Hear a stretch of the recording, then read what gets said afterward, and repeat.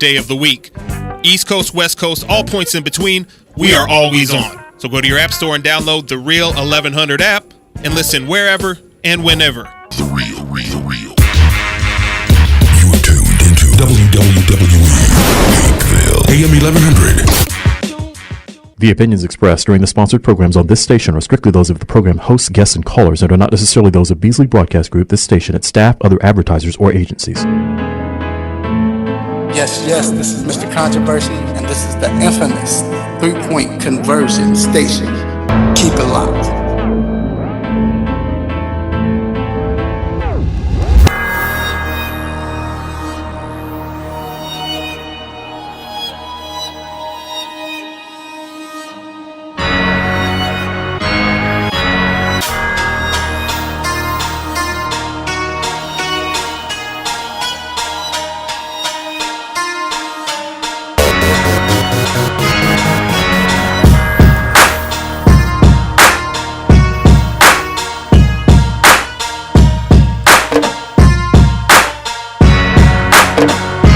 Yes, we're back inside the three-point conversion sports lounge.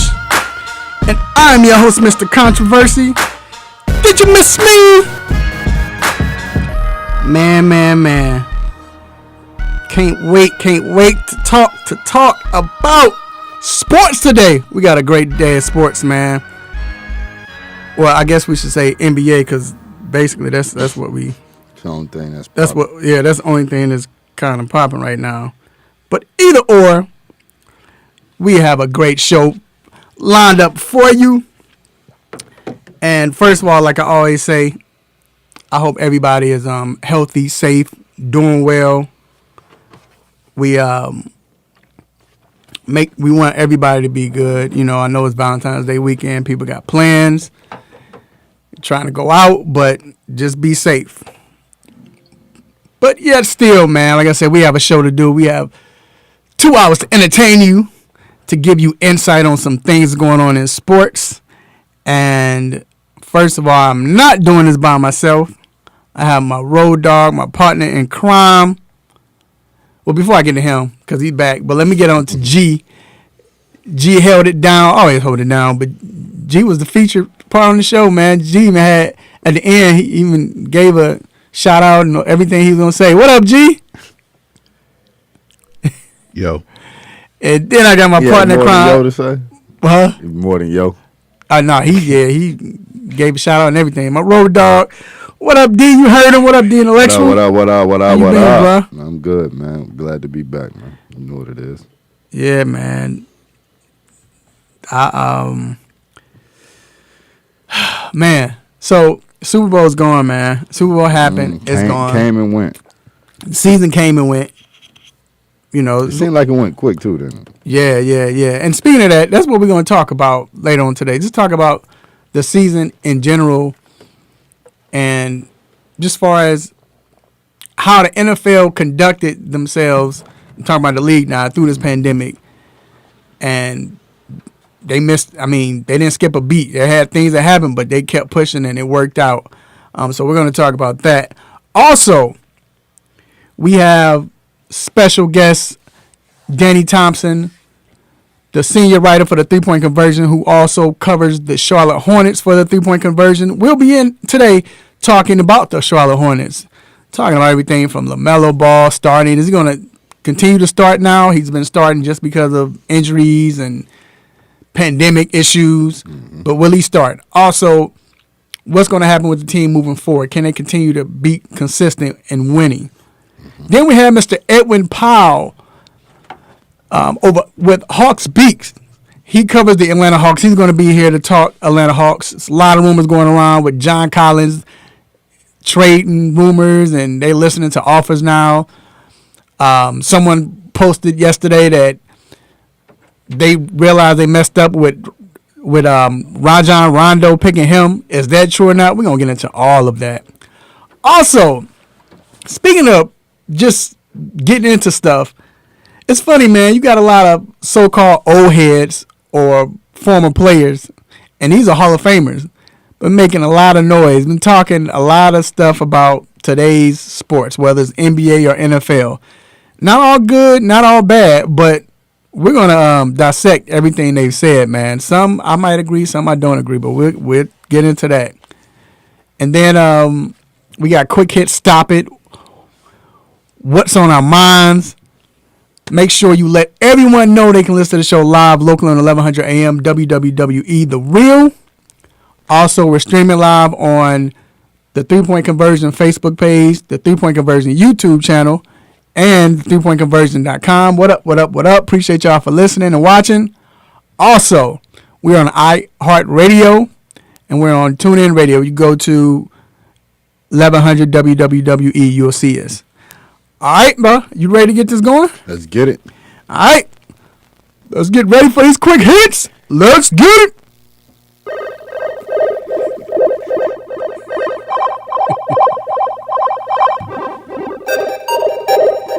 Shout out to Sharon Beats for the sick beats and G for doing his thing.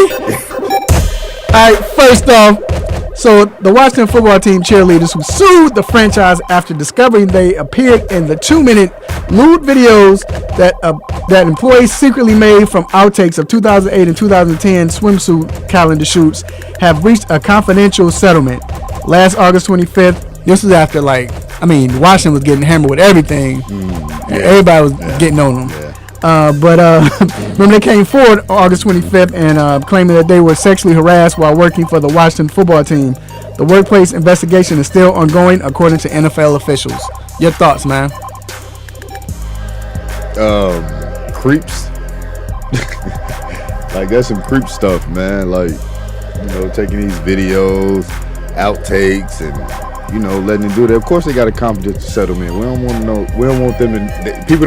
They don't want people to know how much they got paid, which I'm sure was in the nice millions, double-figure millions. Right. You know what I mean? And now you probably will never hear about it again. Yeah, it was kind of messed up, man. Just like you said, to see that happen, to see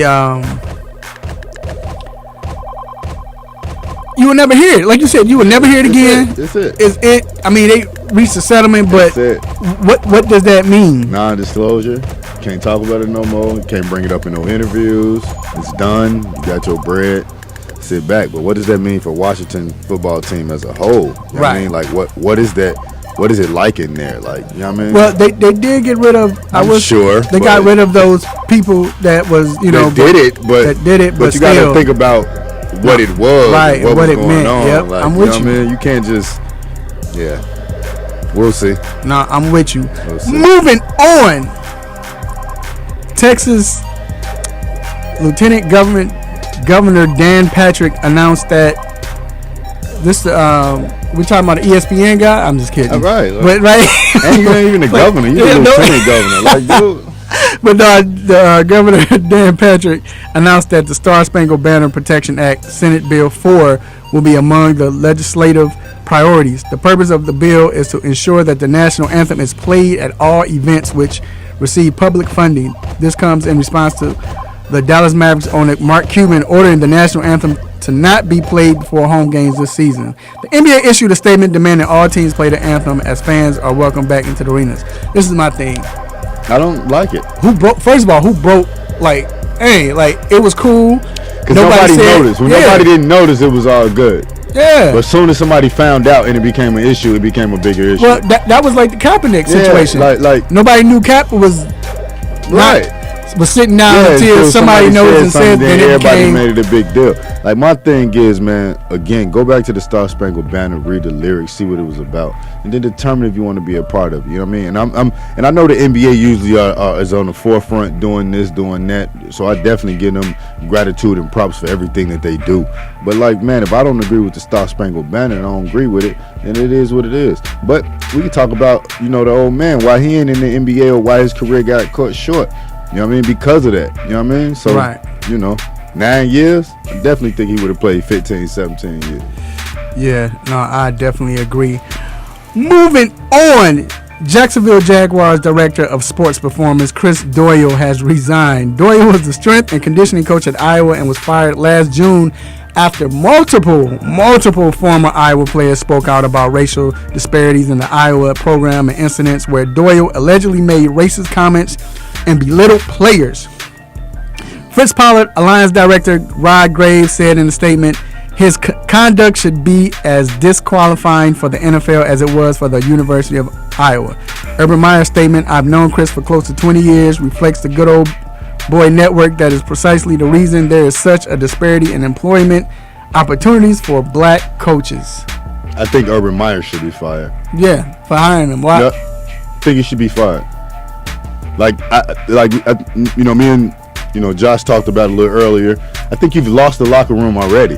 Now it's going to be on you to get the locker room back. You got to remember that there's a player on the Jacksonville team who spoke out during that period of time when they were talking about Doyle. Right. You know what I mean? And he said what the issue was. Like, dude was part of the issue. Like, you know what I mean? So you're going to bring him here with a bunch of grown men. And again, it goes back to the Urban Meyer. He talked about the Jacksonville Jaguars as a program. Right. Jacksonville Jaguars aren't a program. This is not They're college. a professional organization. Yeah, this is not college. At all. And you're not going to be able to holler at these players the same way you holler at a 19-year-old that's trying to get to this level. Right. We on this level. We create your job, and we'll cost you your job. Yep. You know what I mean? So, in my opinion, he should be fired. Again, it goes to that good old boy network. And if you're not good so you can't just say, okay, I'm not going to do it again. No, it don't work. It doesn't work like that. And then that was the thing too. Like, come on, Urban, you could at least came out and be like, talk to him. He said he has a change. You could have played it off or something. He kind of vetted him like he was the. You know what I mean? Like, dude, who is you? Who are you? You know what I mean? Like, no, you said it. You said it exactly right. That's how you supposed to say it. Who is you? Like, when you it get to that who is you? Like, Right. dude, you don't run nothing. You ain't. You know what I mean? Like, dude, Right. Like, Yeah. come on, man, get out of here, bro. Moving on, the Houston Texans released defensive end J.J. Watt It's after so 10 hard. seasons. Watt reportedly asked for his release after meeting with Say the goodbye. McNair family. Watt leaves the Texans after 128 starts, 101 sacks, 172 tackles for loss, 282 quarterback hits, 25 forced fumbles, and 16 fumble recoveries. It's so hard. So- So he's 1 and 2 in every category Right. in the NFL since he came. Number 2 the sacks to Von Miller. Everything else he's 1. I think it's one more thing he's 2 in. Injuries.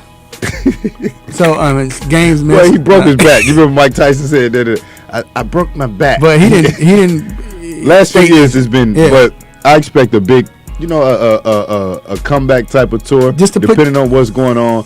But also with it, who else on his line? Let me ask you. To put Who you else on his line? To put you on the spot. Who else on his line? I don't know, but put you on the spot. Who do you think he would fit well with? I think that he's gonna go to the Titans because of all the Ooh. background information. They don't have a big impact on there, and just imagine the impact he went in. That he don't have to go there and get 19 and a half sacks. Right. Imagine if he went there and got 12 and a half sacks and just Right. disrupted what was going on. And you Right. still got Derrick Henry to run the ball and control it, and like all of the background information. There's a Mike Vrabel being one of all that. So Right. I think that long as he don't go to Green Bay, I'm cool. I know, right? And last but not least, NFL centers Marquise and Mike Pouncey have announced their retirements. Marquise played his 11th-year career with the Pittsburgh Steelers, while Mike played 10 seasons with the Miami Dolphins and Los Angeles Chargers. The Twins combined for 13 Pro Bowl selections and 5 All-Pro selections. Shout out to them. Last but not least, I don't know if you know who the Martin Twins in Charlotte is. Yeah. Who do you think look most alike, the Martin Twins? The Martin Twins, because once they go in, I don't even be knowing who went out. Wait, the Martin Twins, who the Thug Twins? My guys, Markeith, yeah. Marquise Morris. Well, how did I know when you say the third? I know, right? guys? The Morris Twins. That's wrong. Or the Pounces. Who you The think? Morris Twins. You think Morris? What did you think? I'll say the Morris Twins because You can I never don't tell. I don't know which one Well, is Marcus. Which one is Marquis. They have They the same both in- and they tattoos both in the same LA place. too. But I think it's the. They can. And they both in LA. They can switch Yeah. and just But I like. think it's the. But No, I no. really think it's the Martin reason why I Twins. think it's the Martin Twins because I think They I don't light think it's skin.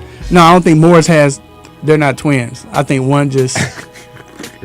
One play here, then he plays there, then he goes. Oh, so to, just one. It's just one. But they you've seen them in the same. Well, that room is before. true. That is true. Oh, them jokers look too much They alike. look like, man, look. Same mannerisms and all that. Yeah, but DOPE, dope for the brothers ending it together, right? Like ending it. That's how it's supposed to, They're about to go kick it together. You know what I'm saying? Go on a trip, sit back on the beach, and like, we good now, bro. You know what I mean? Like, yeah, you can't get mad at that. That's the way you're supposed to do it. All right. Well, that concludes Quick Hits. We're going to take a quick break, and we will be right back. Fire Urban.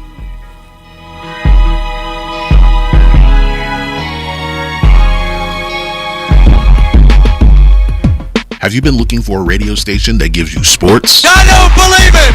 It's a touchdown! Entertainment? Are you not entertained? And other special interest talk shows? That isn't that special. All on one app? Yeah, that's dope. What app is that? It's the Real 1100 AM app for WWE. Grab it for free in your Google Play or Apple App Store today.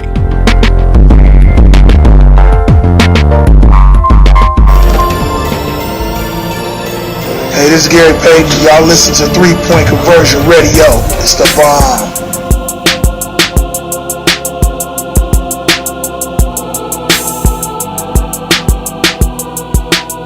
Get ready. From the oven to your ears, it's now time for the Hot Topic. Yes, we are back inside the 3-Point Conversion Sports Lounge. I'm your host, Mr. Controversial, with my guy, D Intellectual. What up? All right, so veterans have been talking about a lot of stuff that's going on today, man. It's crazy how everything came out this week. We're going to go through 3 situations that happened this week. And shout out to everyone who was listening live, man. We appreciate you. Once again, who's watching live. So, all right. So let's talk about first Kevin Garnett. We're gonna bring him up. So Kevin Garnett came out and he was talking about today's game and how basically players from back then can't play today, right? Couldn't play today. But listen to his perspective. This is what Kevin Garnett said, and I quote, I want you to get on the court, sprint corner to corner, stop on a dime, and shoot a 3. I want you to do 10 of those. Then I want you to focus on how tired you are, because these players do that for 48 minutes. Then he says, I don't know if even the guards from 20 or 30 years ago could play in this time right here. Then he said it's creative, it's competitive, it's saucy. You'll get dropped. Mugs will get cross you over, break your ACL these days. The game is in a great place. And then he also referenced the fact that because you can't hand check, you can't touch them. So with that, right? People take everything he said with that, right? And guess what they leave out of, which is the key ingredient in that, is that he was really saying about the hand check.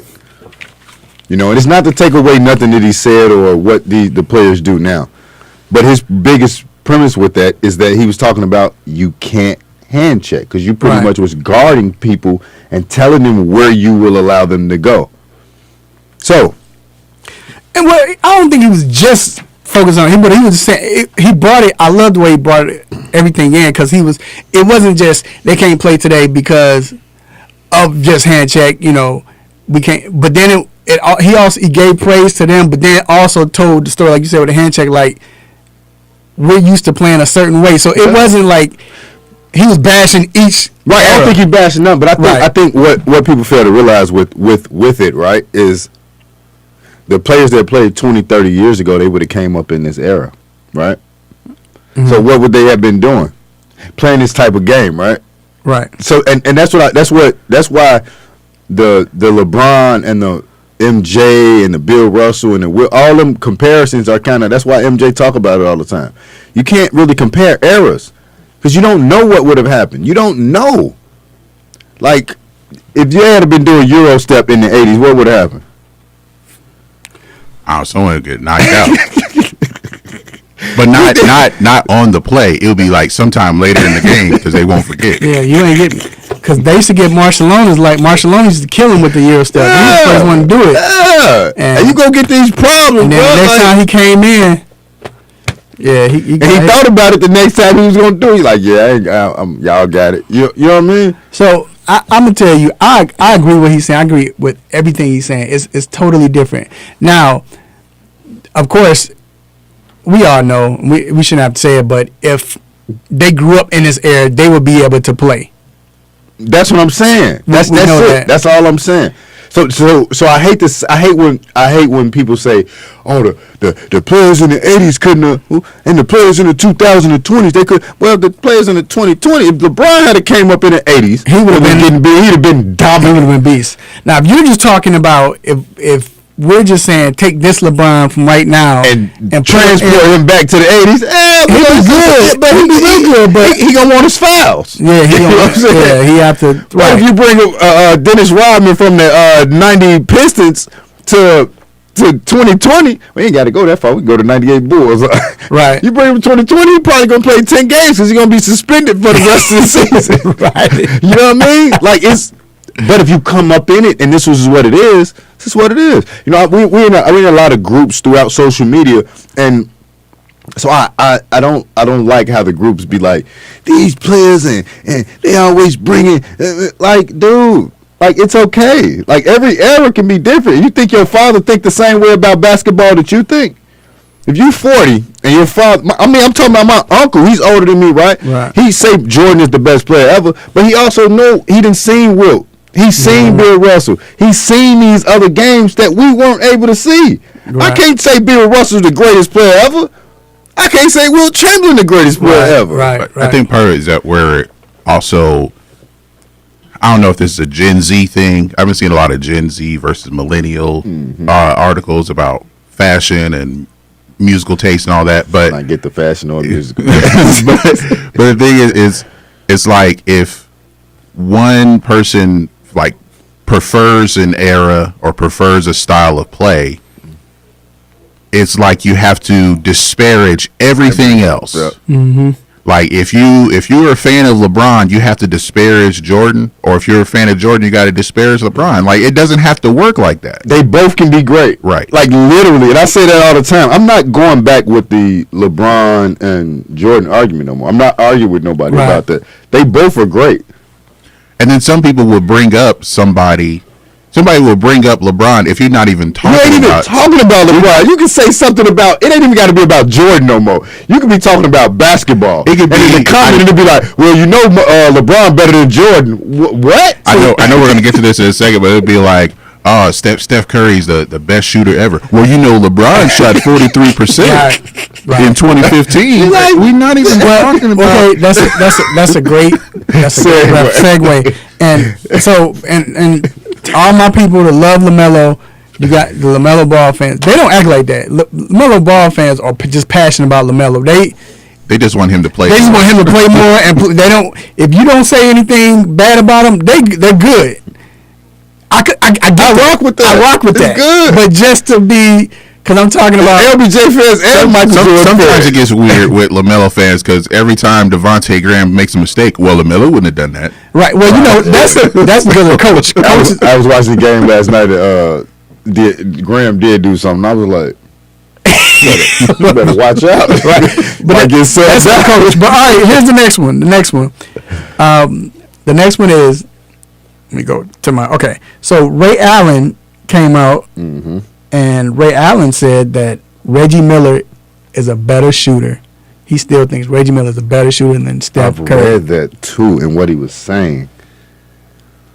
And he's you know, and that's because he got into it. He spoke on. I mean, so why? We hear that. Your thoughts? Why? Okay, D's looking it up. G. Here's my thing with this, and let me speak on this. I get it. I understand that Steph Curry is the greatest shooter we've seen. You know, it's hard to say he's not, but it goes back to your reasons. People talk about Reggie Miller, and they're like, "Well, Steph could shoot." Steph, somebody was saying, shout out to my guy William, that's my guy, but he was like, "Yeah, Steph Steph, he shoot 40-something%, which is great. He was like, Melo only shot 35%. Okay, and that's great. But I'm like, bruh, you think about it now, they shoot 20 times a game. It's okay to do that. Reggie didn't have that freedom. So here's my thing. You can, right now, I know people that shoot, if you shoot 100 times and you make it 30 times, what percentage is that? 30%.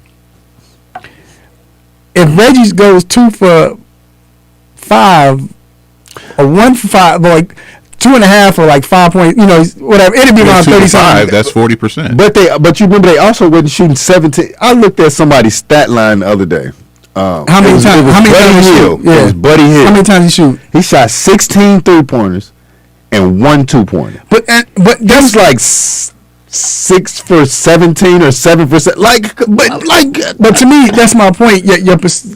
I believe when you look at the more you shoot, it looks your percentage. Well, Reggie Miller played in a time where taking 5 in a game was too much, and that's what I'm saying.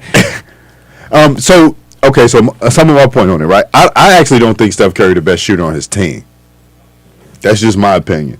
I think Klay Thompson is the better shooter. I'm going to say Kelly Oubre. Oh my God! You said a best shooter or purist? Purist. Just a better shooter. Better shooter. That's, you know what I mean? That's a fair. I like Klay Thompson. Like there's, y'all want to talk about it? How many times did he dribble that ball when he scored 60 something? 3. That's shooting. It was really like 12. But okay, and I'm not taking nothing away from Steph. No, I understand that, but you're right. Like if you can just shoot off the dribble, you can shoot. But shout out to my guy Sam. I don't know if he's listening. He's sent a message today we were talking about this debate, and he was like, I disagree that Reggie Miller, because I was saying, I mean, you just don't take Reggie Miller out like that. Like it's like people don't even know who he is. He said, well, I disagree because plus, like, Steph Curry could shoot off the dribble. What does that have to do with shooting? It don't.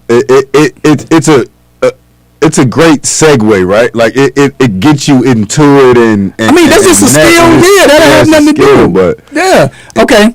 Let's move to the next one, y'all. Like I said, they I know they're in the chat room letting us know. Mike said, didn't we just talk about different eras and now we comparing players in different eras? No, we're not comparing them in different eras, but that's what we're talking about. The conversation is Reggie never shot off the dribble. Like that has nothing to do with shooting. So yeah, it really doesn't. It doesn't. We're talking about shooting. I understand what you're saying, Mike, but that's what people were saying.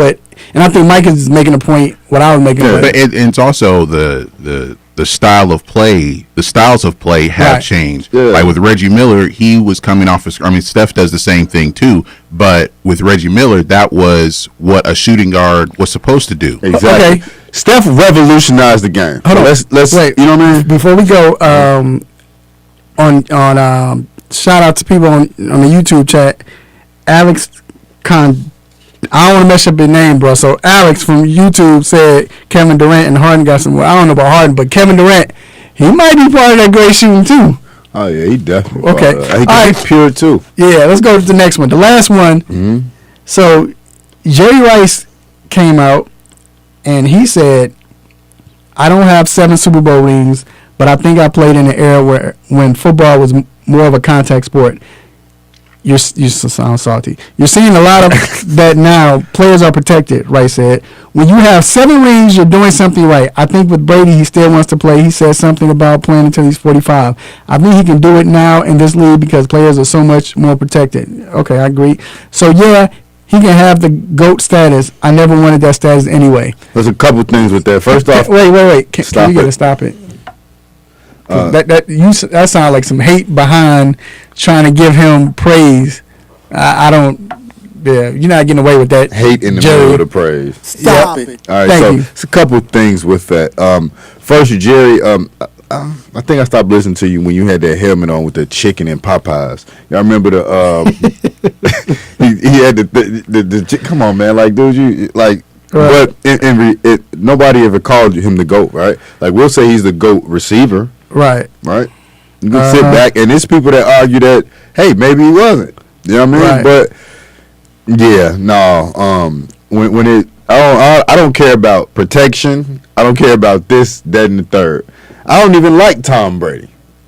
Like, I don't like Tom Brady as the person, as a football player. He's the GOAT. I mean, I don't think that you could argue with that. If you do, then dude, you might want to get some medicine or grab some milk. Give him some milk. You know what? I said it, and G looked at me like I was crazy. I said that Brady is the GOAT, was the best football player ever because of the ring. But I'm gonna say something that it made me kind of rethink this. I was just talking in general yesterday. You think of all records, right? Because we can say, because somebody said, records and all that. Records are meant to be broken, right? We saw it happen with Jim Brown. That lasted real long. Then Walter Payton lasted a long time. It still should be standing because he just played just to break it. Emmett is standing now, but Gore might break it. And Gordon played. He got 10 more years till he can play, so he's probably gonna play. But anyway, he's gonna be 52 years old, but holding the rock. With Rice has what is it, like 198 touchdowns, something like that. Rice, 208 touchdowns total, right? That's crazy. I know that, but I think like 198 of them. Correct me if I'm wrong, but is receiving touchdowns, right? Still hasn't been broken. You can say, okay, it's going to be broken, but think about it. It probably is not. He played in the league where it wasn't a passing league like that. Right, and it was run first. It just happened to be in West Coast offense at that time. Right? Yeah, and it still was run first. It still was running the ball. Yeah. A league, you got where they pass 67-70% of the time. Yeah, you got to average 20 touchdowns a year for 10 years. Yeah, that's not happening. That's not happening. But look, and Rice played 20. Do Robertson even play 10 years anymore?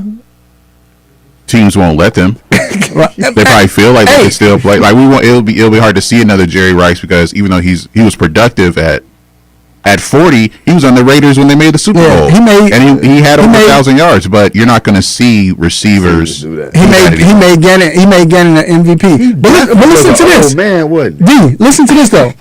He played when it wasn't the 5-yard rule. He was playing. He played against Deion. He played against all of them. So you saying he got a point? Yeah, bruh.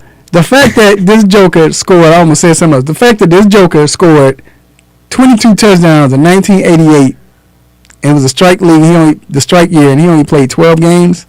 Yeah, that's nuts. That's ridiculous. That's nuts. And I don't think that record will ever be broken as far as the touchdown. But I think because Moss broke it, but in 16 games. No. I'm talking about the all total. Time. Yeah, it's not gonna be broke. Yeah, probably not. But I think the thing that people say is that can a wide receiver be the greatest player ever, right? Because where he got to get the ball from. How does he get the ball? You know what I mean? And I think that's what the argument is going to be. So when you say he's the GOAT, right? I'm not saying you saying he's the GOAT. Right. They're going to say who was throwing him the ball? The GOAT? You know what I mean? But you know what? I don't know because here's the thing. This is why Rice looks good. Joe Montana, Steve Young. Joe Montana's great. We know that. Right. Steve Young was good. And Tampa came back. And he was all right. But he didn't have no. They weren't using him right. Trubisky. But anyway, so they weren't using him right, and then he comes in, Steve Young, and he makes Steve Young Hall of Famer. He won MVP. Bruh, Elvis Gerback came in. He got Elvis Gerback a job. Then he went to Oakland where Gannon was garbage. Gannon was garbage his whole career. I'm just saying. But all right, man, we're gonna take a quick break. As Mike will say, get off my lawn. But we're going to take a quick break, and we're going to be back to talk some basketball. Hornets basketball. Keep it locked.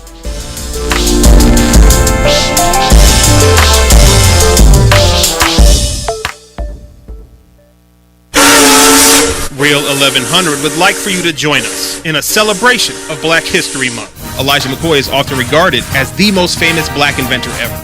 In 1872, he developed the lubricating cup, which was vital to the railroad industry to avoid sticking to the tracks. Other inventors attempted to steal his idea, but companies insisted on the authentic device. And that's where we get the phrase, the real McCoy. If you didn't know, now you know. And thanks for tuning in to today's Black History Fact.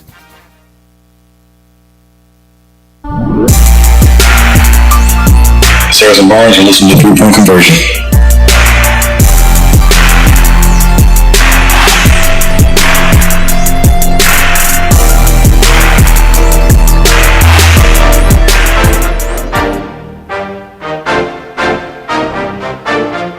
All right, we are back inside the 3-Point Conversion Sports Lounge. And we have a guest on the line. He's no guest because he's been here. And brother from another mother. Yep, brother from another mother. One of the hardest working men in show business. This man would do 5 pressures in like span of an hour and a half. And look, I'll be in there with him too. I know what it is. My guy, senior writer for the 3-Point Conversion, also who covers the Charlotte Hornets, my guy Danny Thompson. What up, Danny? What's up, fellas? I'm the hardest working man. No, that's y'all too. I'm trying to catch up to y'all. Whatever.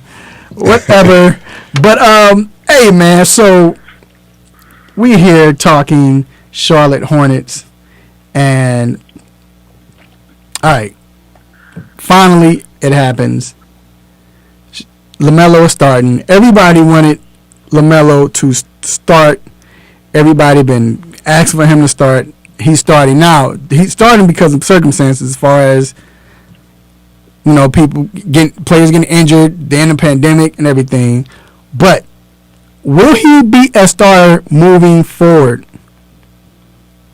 I mean, there's no point. We're at the point of no return. There's no way he goes back on the bench. I mean, he's averaging over 20 points a game. I think last night he had another double-double, this time with rebounds. There's no way he goes back on the bench at this point.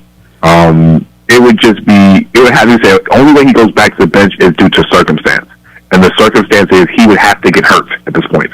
Or just it's something that would keep him off the court.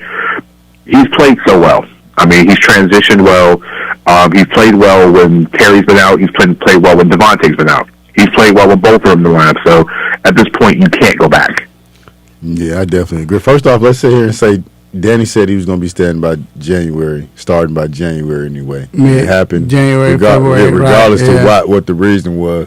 But when Melo's out there, right, like you see a whole different Charlotte team, right? Like it's not like the regular, like you see, he, like I think somebody mentioned it earlier, he going to get Bridges paid, right? He going to get Miles Bridges, he going to get him paid.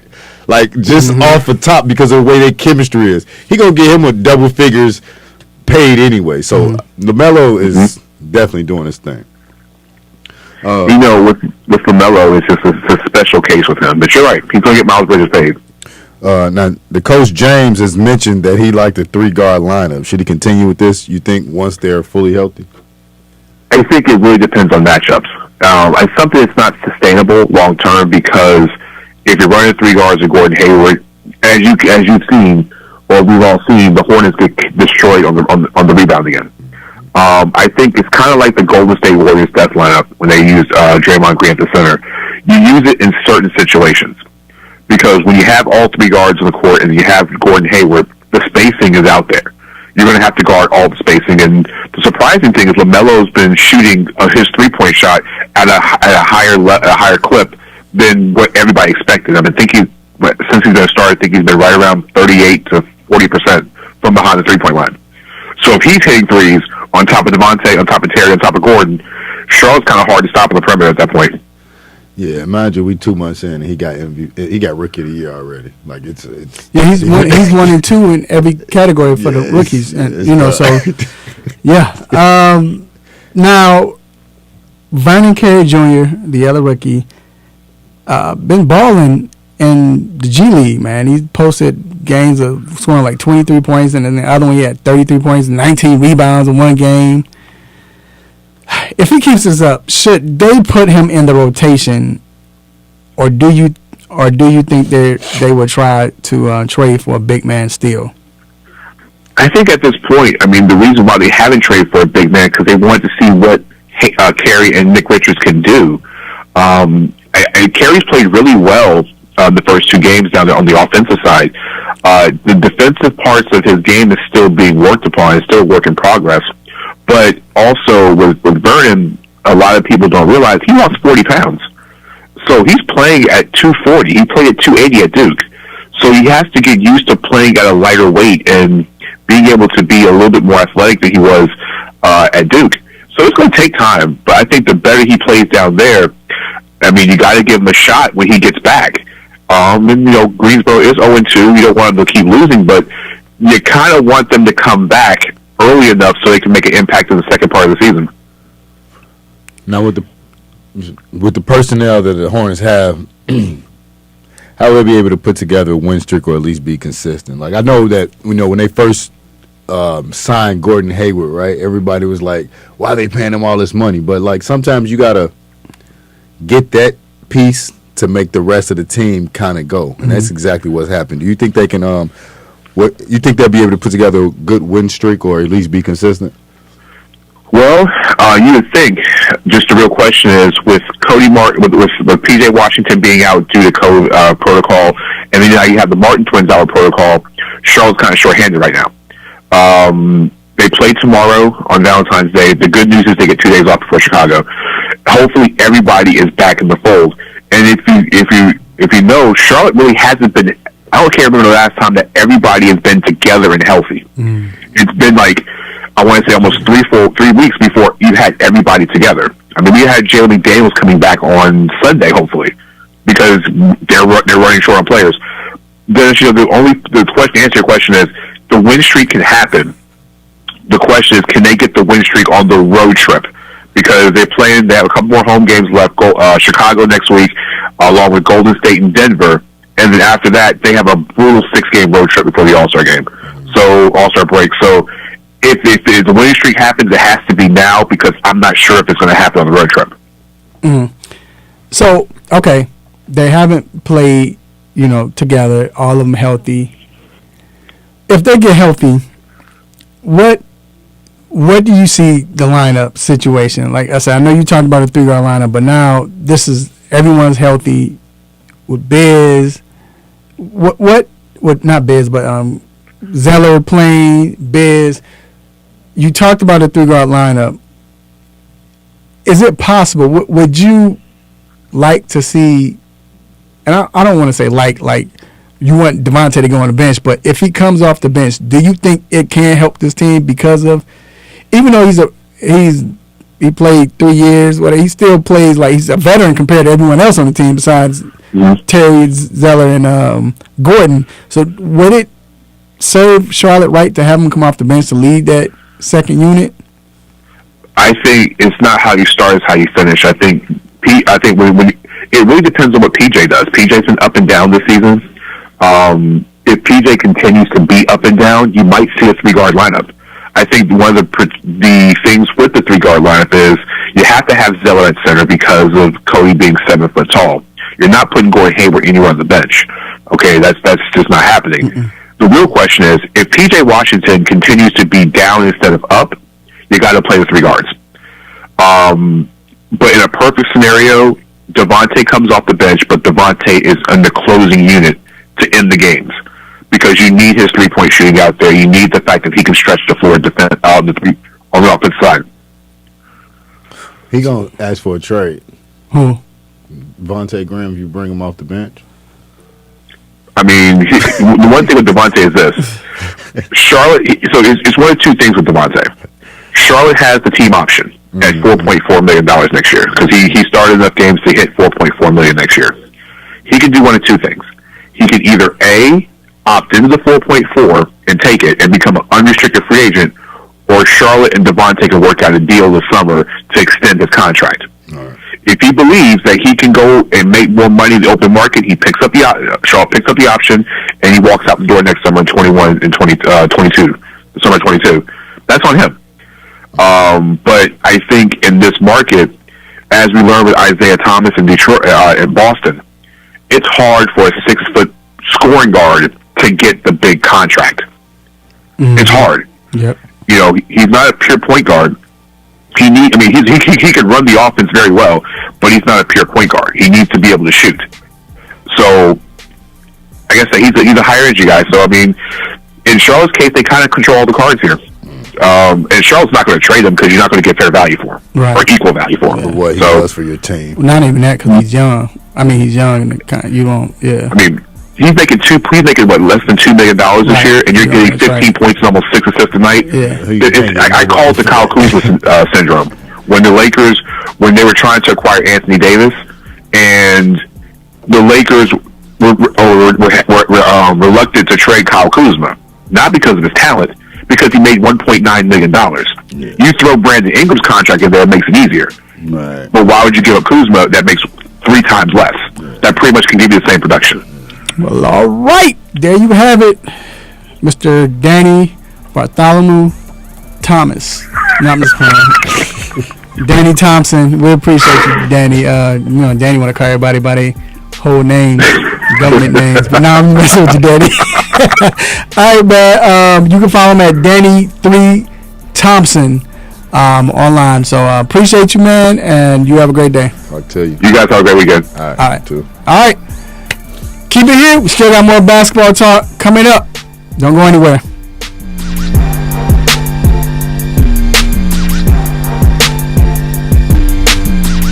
Kids follow your lead. Help them stay healthy. Wash your hands. Don't touch your eyes, nose, or mouth. And cover coughs and sneezes. Clean and disinfect the objects you touch often, like your phone, the remote, and doorknobs. Avoid close contact with people who are sick. And if you're the one who's sick, stay home. This station is part of the Beasley Best community of caring, and we care about your family. For more info, visit cdc.gov/COVID-19.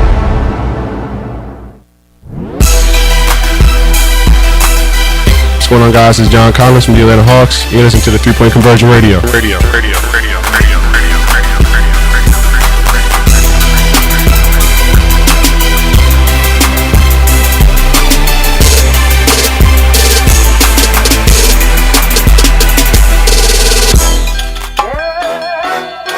All right, we are back. Hey, and if you all are listening, don't forget, we have, I didn't say it earlier, and I apologize, but we have Battlegrounds today, y'all. Yes, Battlegrounds back. Yes. So, it's exhibition, but still, we need your votes and all of that.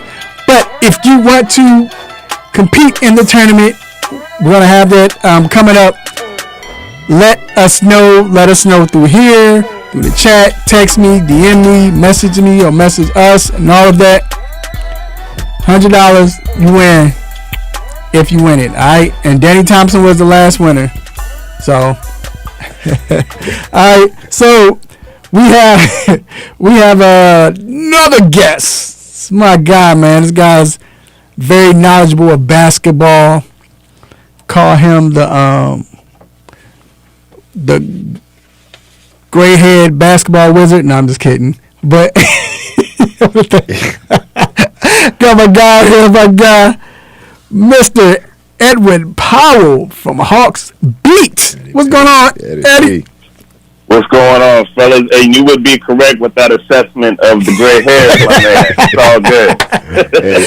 Eddie P. Hey, I just never forget real quick, and we'll move on, but I remember the first time I covered the Hawks game, like, who is this guy walked in? The Stingles had his blaze on with his turtleneck joint, whatever he had. He was killing them. Just real cool. Who's this? Yeah, my God. But, hey, man, first of all, how's everything going today? Oh, man, I'm blessed, man. I can't complain about a thing, brother. Good. Now, people are complaining about Lloyd Pierce, though. I don't know why. I can't say. Well, I shouldn't say I don't know why, because I do. But I want to know your thoughts. So, Lloyd Pierce, he's been criticized about the way he's handling the team. They should be better than this. Like, what is your analysis on him, and do you feel like he's heading towards that danger zone? Well, I look at it like this, and anybody that's ever heard my podcast knows that I'm a big Lloyd Pierce. I'm pro Lloyd Pierce, but that's not to say I won't call him on things that I don't think is right. About 2 shows ago, I called him onto the carpet for something, but by and large, I think he's doing the best that he can with this group that he has. I think what you're looking at is situations with fans, and here's the difference. I'm a fan of the Tampa Bay Buccaneers, right? Like, that's my team. You know, you had to throw that in. I cover the Hawks, and so I cover the Hawks. I want the Hawks to win because it's good for business. But I don't have that fan interest. I don't have that fan buy-in that allows me to look at the team objectively. So the problem is when a team loses, they all want accountability. It's always got to be someone's fault. And it's usually the quarterback or the head coach, or if you're basketball, it's usually the point guard or the head coach, 9 times out of 10. And when you lose, it's always going to fall on the coach. It's always going to fall on the coach. And I don't believe any of it has much merit because it doesn't take a genius to look at the roster, the bodies that are missing, and when you hear some of these arguments, it's just really asinine. It's really silly to me. So I just think it's really fan fodder. I think that Travis Schlenk is knowledgeable of the situation, but I don't think there's much juice there. I mean, just looking at it, they're 11-14. They haven't had their biggest free agent signed. They haven't had him for like the last 20 games or so. Like how long has Bogdanovich been gone? Bogdanovich. How long he been gone? 10, 12 games, something like that.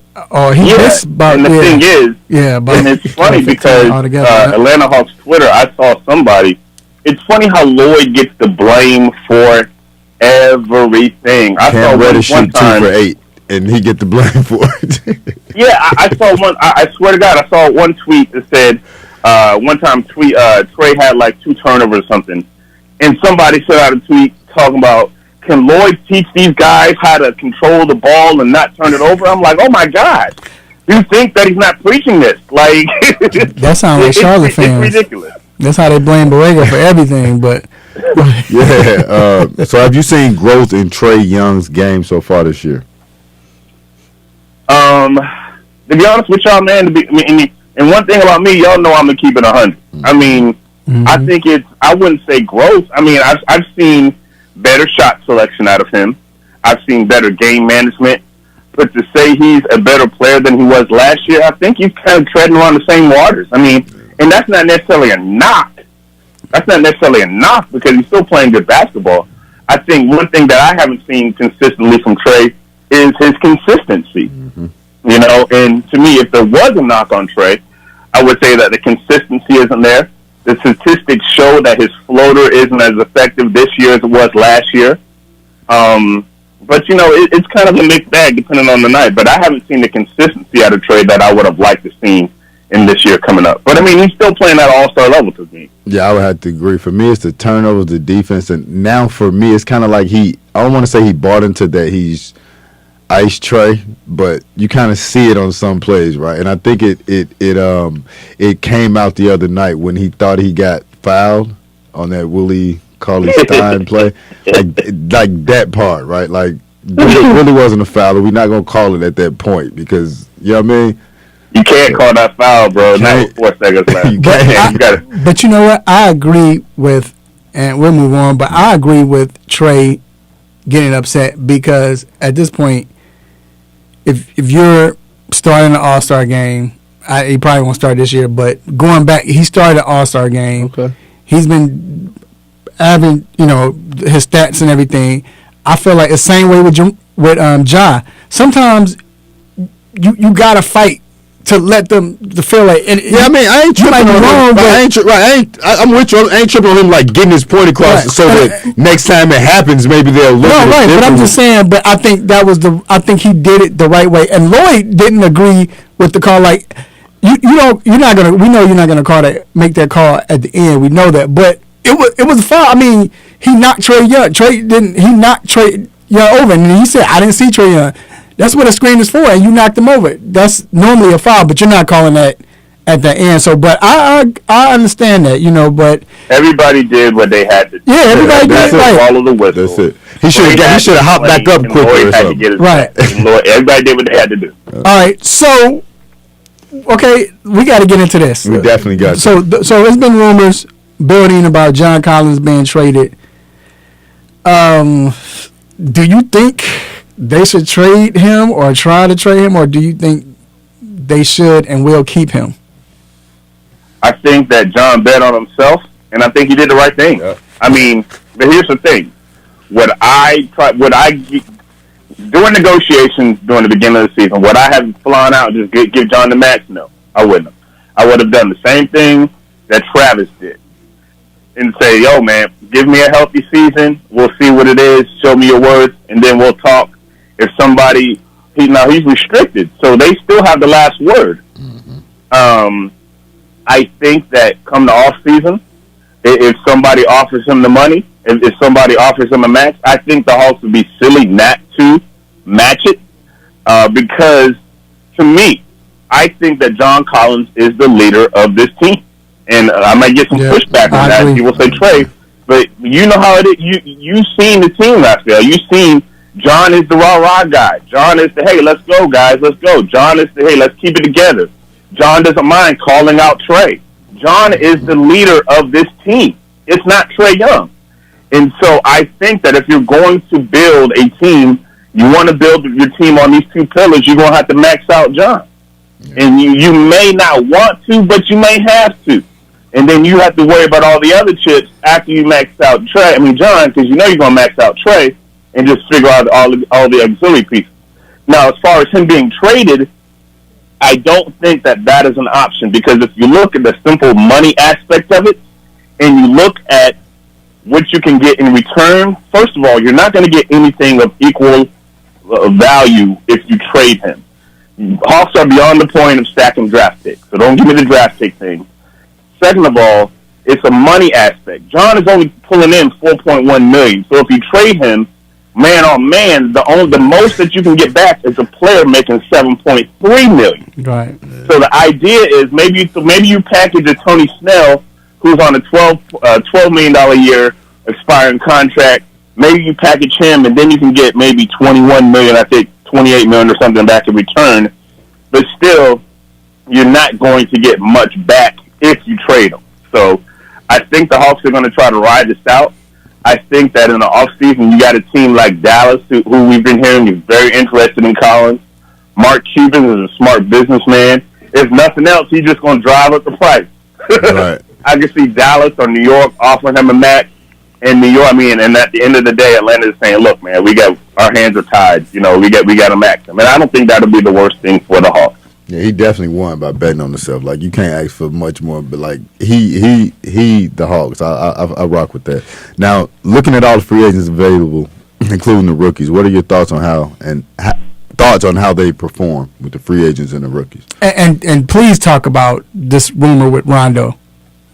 So I'll address the Rondo thing. So me and Raphael talked about the Rondo thing earlier, and the report from Hollinger saying that the Hawks saying that they were kind of disappointed in the Rondo investment, the early returns on the Rondo investment. I checked out the Hollinger guy. Raphael, I know exactly who that guy is who reported that. So he's a credible reporter, and so I don't believe the Hawks would ever leak anything like that or let anything out like that, but it's evident. Rondo hasn't been good. Rondo wasn't good last year during the regular season. So, it's not really a surprise there. The thing I think the Hawks are kind of miffed at is you can't really trade him because he's got that $7.5 million that he's due next year. Mm-hmm. So that makes it hard for them to move next year. But the Hawks are right back to square one, needing a backup point guard. Brandon Godwin's a good story. He's obviously not the one. So what do they do from here on to get a backup point guard? I'm not sure. But I will tell you this. Travis is always a guy who's going to be willing and dealing. I would not be surprised if you see some moves being made during the trade deadline to address the point guard situation, however that situation may be. But, the early returns on Rondo have not been good, but that's to be kind of expected. The funny part about that, I thought he was still hurt. Well, he is. He's been hurt, but that's. I guess that goes into it. Yeah, they kind of. But we usually don't see Rondo wake up, especially around this time. It might be late in the season, halfway through the season. He might be taking his time. He played late last year, and was the reason they won the championship. Right. So but then too, you still got we didn't mention is Chris Dunn. Whenever he comes back, but he do play. So when he comes back from injury, you still have that. So it's kind of like a freak. Because look, you can't blame Travis for bringing in the guy. You can't blame him for that. You can't really predict injuries. But for 90% of your free agents to go down the way they did, that's some crazy. It's crazy. Like Chris Dunn, it was like he had an injury on top of an injury, because at first all they were telling us is that it was the knee, and then then it was the foot. It was like, oh my gosh, he got injured while he was injured. Then you have Bogey go down with a freak knee accident. I'm like, oh my gosh, Gallo's already been kind of injury prone, and so you have those three. Those are your core guys. Tony Snell was injured. I mean, everybody, and then DeAndre Hunter goes down. It has just been, for them to have 11 wins is like, still people good. Really should be applauding this coaching staff. Right. No, I definitely agree. Well, we thank you so much for coming on, Ed, man. You got to come back and do this again throughout the season. We appreciate you, man. You stay healthy and safe, bro. Always, man. Appreciate the love. Y'all be good. Always. Yes, sir. All right, we're going to take a quick break, and we will be back with Stop It.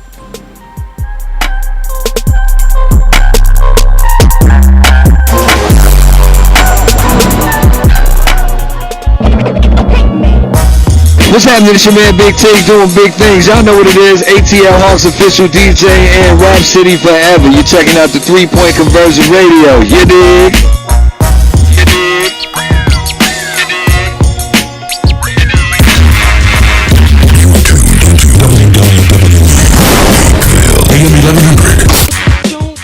The opinions expressed during the sponsored programs on this station are strictly those of the program hosts, guests, and callers and are not necessarily those of Beasley Broadcast Group, this station, its staff, other advertisers, or agencies. Big ups to our Sports Lounge crew for keeping the airways blazing each and every Saturday. But I want to send another special shout out to our team of writers at the 3-Point Conversion. You can visit us at the3pointconversion.com. You can also like us on Facebook, follow us on Twitter. How about the Gram? How about iHeart? How about Spreaker Radio? How about wherever you need it, baby? We got you covered.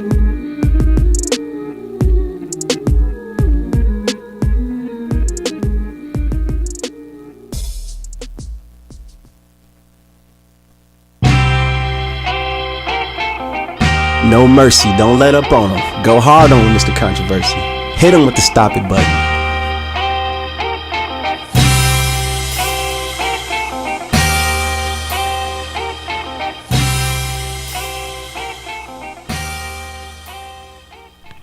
All right, we are back inside the 3-Point Conversion Sports Lounge. This is the time where we like to thank everyone who is listening live and watching as well. We appreciate you. We thank you for your support. And we not only ask you to support the 3-Point Conversion Sports Lounge, but also support the 3-Point Conversion Sports Media Company itself. And I also want to give a special shout out to someone right now who is listening to the show as we speak. We appreciate you. This guy thinks he's a elite NBA star. This guy get on the mic and laugh. This guy is getting his hair cut right now. What up, Dwayne? What's going on, bro? I know. I see you. You see me looking at you now. But appreciate you for listening, bro. Hey, man, I know your name Dwayne, and like I said, you can ball, but you can't ball better than my barber, bro. I'm just letting you know that, okay? He didn't say that. I'm saying that. But anyway, man, we appreciate you, bro. Thank you, man. He's a fire chief, so he serves our city with saving lives and everything. You. So thank you for everything you do. Yo, much respect. All right, now it's time for the most infamous, the most famous Stop It segment. Let's get it. Get it. Stop it. Stop it. Stop it. Stop it. Stop it. Stop it. Stop it. Stop it. Yes, S-T-O-P, new word, I-T. Stop it. Stop it. Get some help.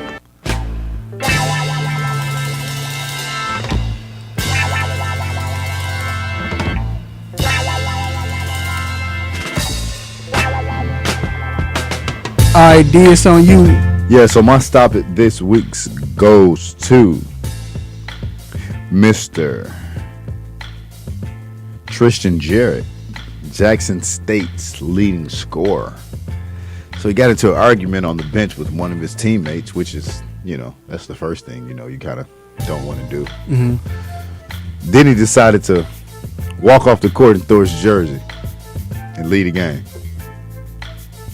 mean, that's it. That's the stop it. Stop it. He walked off the court in the middle of the game, threw his jersey on the court, and left. For what? Did he say why or what? Got into an argument with his teammate. He apologized now, but if I'm the coach, what was like his he's apology? the leading scorer. He's the leading scorer or whatever. He said he needs to apologize. The incident occurred was not accurate representation of myself, and it's not how I was raised. He's learned from this and whatever, but it never really got into what he was doing it. But yeah, you're gonna be you're in college, right? So you don't want to take a young kid from making a mistake, his whole career way and like kick him off the team. But dude, you probably finna sit for some games. Like you're gonna be running. Yeah, for the rest of his life, he probably be throwing up after every game, like after every practice. Like you doing suicides, you running sprints by yourself, like Cruz and Coach Carter. Yeah, like it's he got to make that up. Like it's going down. Like it was it's recorded. It's on TV. This is a big deal. You know what I mean? Like you can't walk off in the middle of a game and throw your jersey off, dude. Like nah. Tripping. He probably got a whooping when he got home too. If he got an old man, he got in trouble. Right. You know what I mean? Tripping. Yeah, you can't do that, bro. Nah. And I get you get tired and you get frustrated and all that, but you can nah. Can't do that. My stop it is real quick goes to Bradley Beal and his Bradley Beal camp. His agent came out and said that Bradley Beal doesn't want to leave because he doesn't want to quit on something on a project that's looking good. He doesn't want to quit anything that has potential. Stop. Ladies and gentlemen, boys and girls.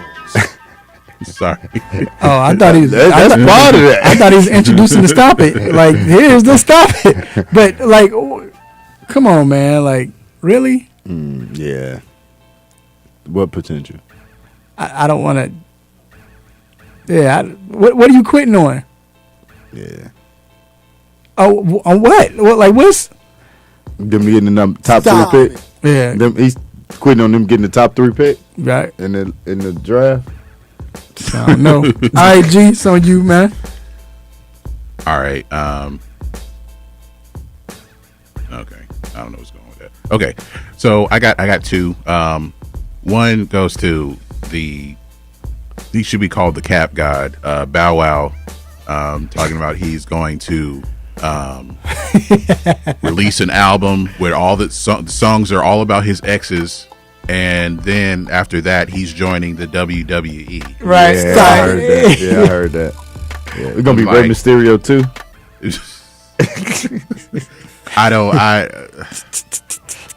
And he gonna be flying on a private plane. Well, a picture of a private plane, but he's actually flying coach. Yeah.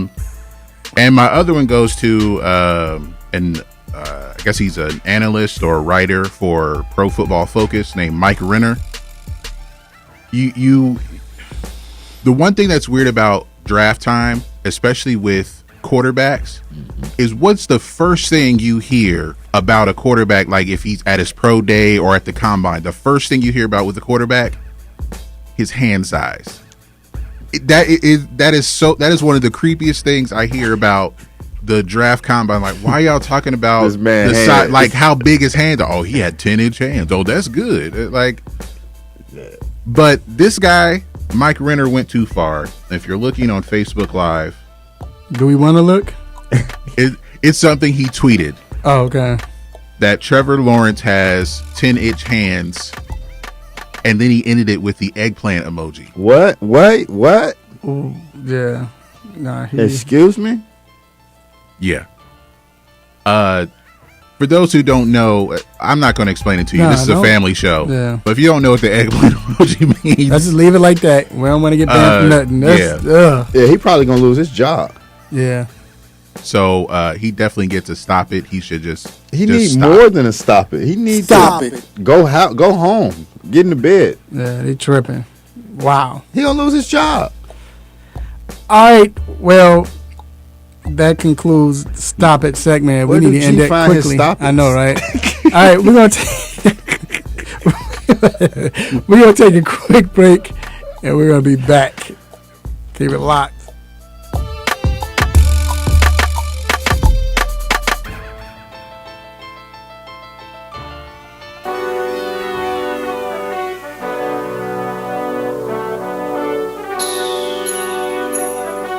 Let me break down to y'all what's so dope about the three-point conversion. First of all, everybody is a fan of the game first. Second of all, everybody is a student of the game second. And third of all, we're the average sports fan just like everybody else. We're not coming in here, walking with our nose tipped high, acting snooty, acting brand new. This is a grassroots organization. Bar none. The three-point conversion, where fans' opinions matter. Be sure to visit the website www.the3pointconversion.com. Get your fix, get your articles, multimedia, and everything else that you as a sports fan need. So again, the3pointconversion.com. It's where it's at, man, where fans' opinions matter.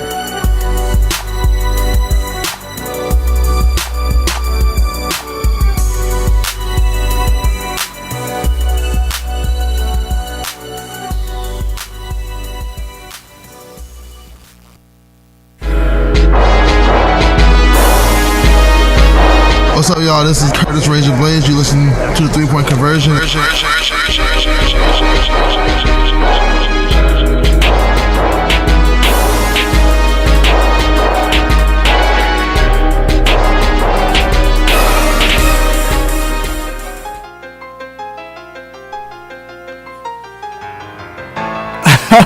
Y'all hear that music? You know what that means? It means it is time for Battlegrounds. All right. Before, well, let me go ahead and bring the contestants on. First of all, my guy, the rookie of this, my guy, Mr. Tim. What up, Tim? What's going on, fam? How y'all doing this morning? We good, man. How We you good. feeling this morning, brother? I'm all right. I appreciate y'all, man. Let's get this Battlegrounds cracking. All right. I feel a little.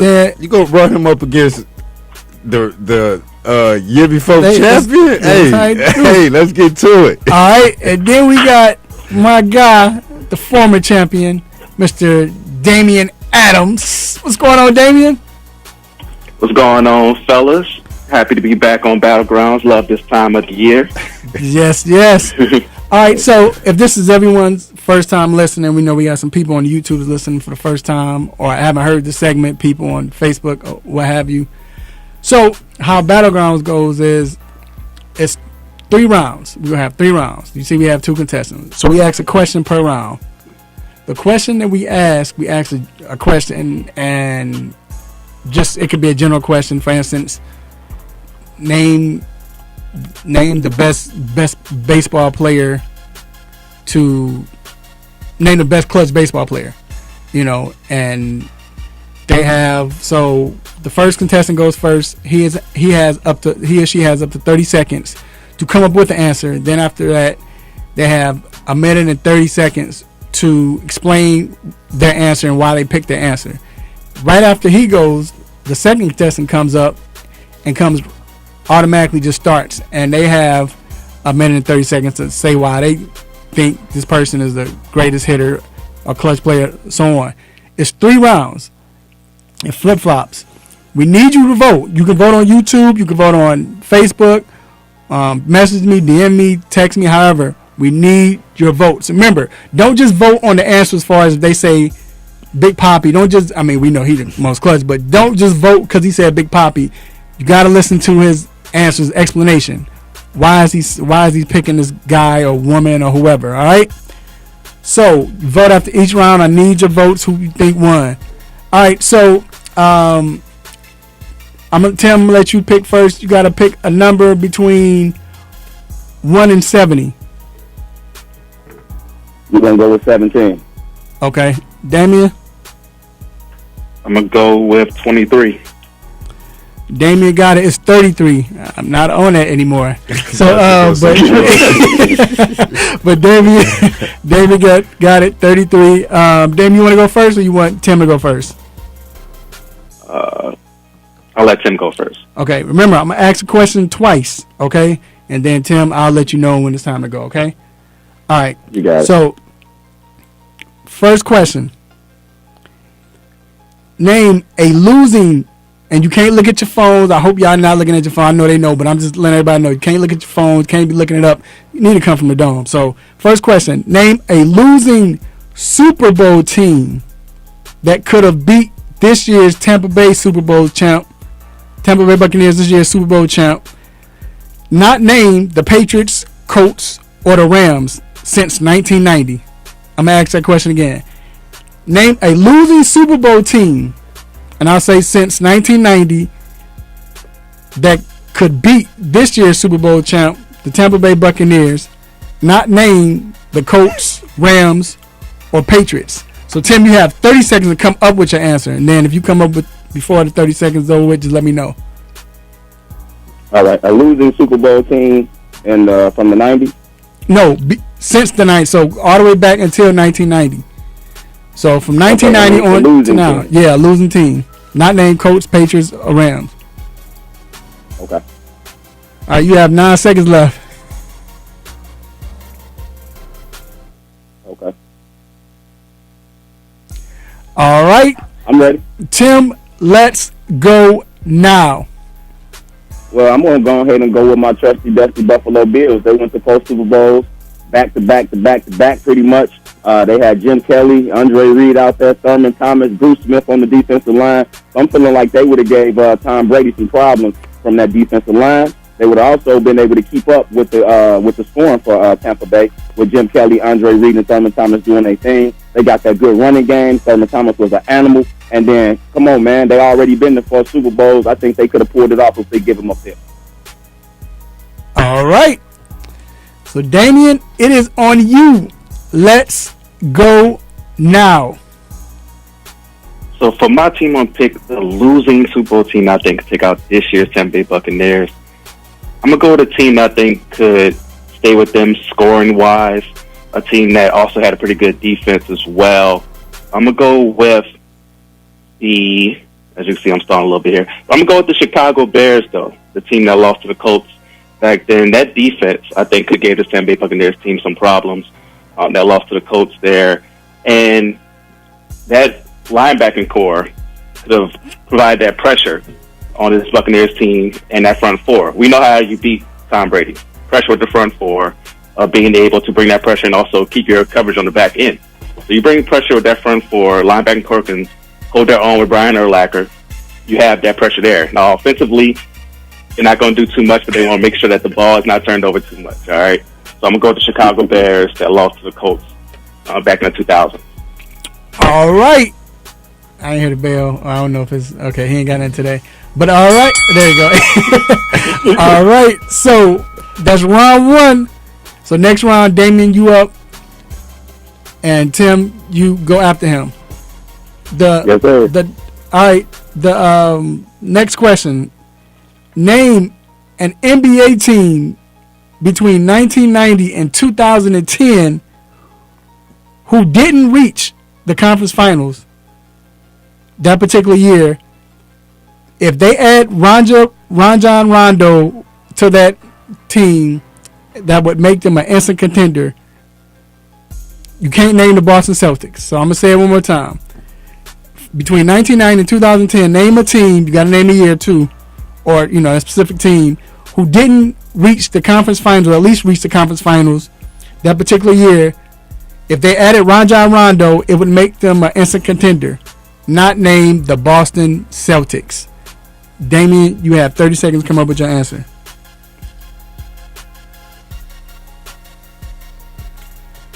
And again, if y'all want to do this, please let me know. Let us know. DM me, message me. If y'all on YouTube, send a message now. Let me know you want to do this. Facebook, whatever. And remember, you the winner gets $100 on a regular tournament. Then you have 8 seconds.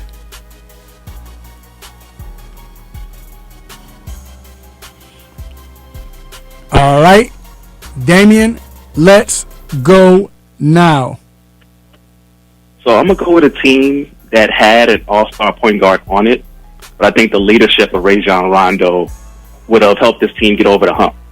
I'm talking about the 2008 New Orleans Hornets, right? And this team had Chris Paul, you had David West on this team, Paige Stojakovic, Mo Pete, Tyson Chandler. It's a pretty loaded squad, but when it came to the playoffs, they were young, and they didn't know how to win against that Spurs team in the second round. We lost in Game 7. So I think Rajon Rondo's, I can hear myself. I get Rajon Rondo's leadership would get them over the top.